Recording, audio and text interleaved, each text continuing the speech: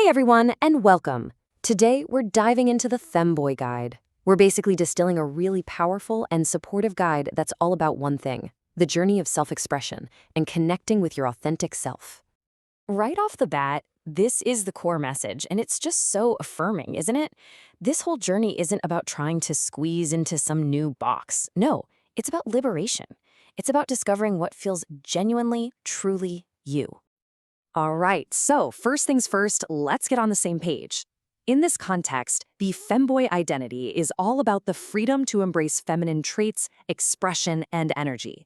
And crucially, this is regardless of your assigned gender at birth. This idea is really the foundation for everything else we're going to talk about.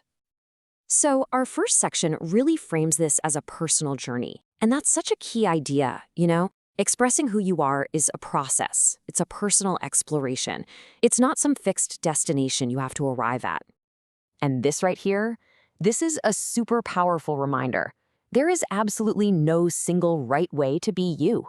Your path is yours and yours alone, and your identity is valid exactly as it is right now.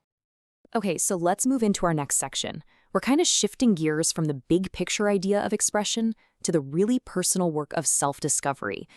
Looking inward to figure out what truly feels right for you. And this is where you come in.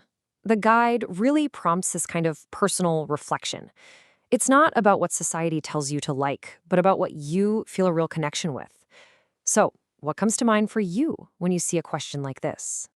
And to help guide that reflection, here are some starting points. Now, this is not a checklist, okay? It's just a set of examples. Maybe you connect with certain aesthetics, like fashion or music.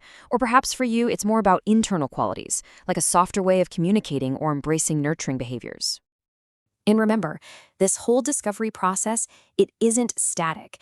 What feels right for you today might be totally different a year from now. And that is perfectly okay. Identity can be fluid. It's all about experimenting, learning, and growing. So, we've explored the internal world. Now let's turn to the external. This section is all about using your personal style as like a joyful canvas to reflect who you are on the inside. And here are some real, tangible examples of what that could look like.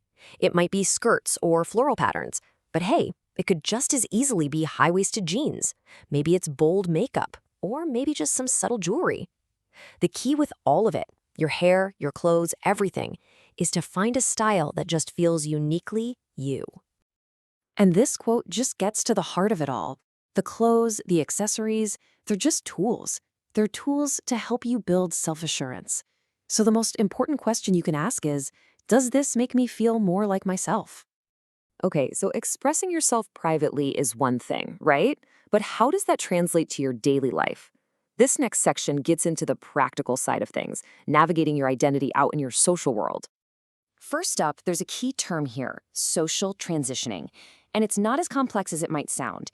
It simply means taking steps to align your social life, how people see you, refer to you, interact with your internal sense of who you are. So, where do you even start? Well, the guide breaks it down into these really clear, manageable actions. It can start with small but incredibly powerful steps, using your preferred pronouns, opening up to people you really trust, and wearing outfits that just make you feel strong and confident. Now, this is a vital piece of advice, the power of connection. Trust me, navigating the social world is so much easier when you have a support system. Finding a community, whether that's online or in your local area, reinforces that powerful message right there on the screen. You are not alone in this.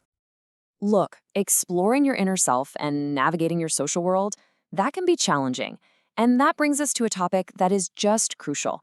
This journey takes strength, it takes resilience. And so caring for your mental and emotional well-being, it's not just helpful, it's absolutely essential. I really like how this slide shows two sides of the same coin. On one hand, it acknowledges the real challenge of body dysphoria, that awful feeling of misalignment. But right next to it, it offers an actionable solution. Building body confidence isn't about some perfect ideal.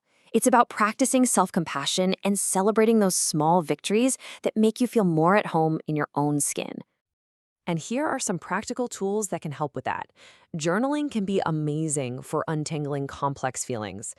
Therapy, of course, offers a safe space to explore with professional guidance, and sometimes it's just about engaging in peaceful activities like making art, listening to music, or taking a walk in nature that ground you and give you a quiet space to just be.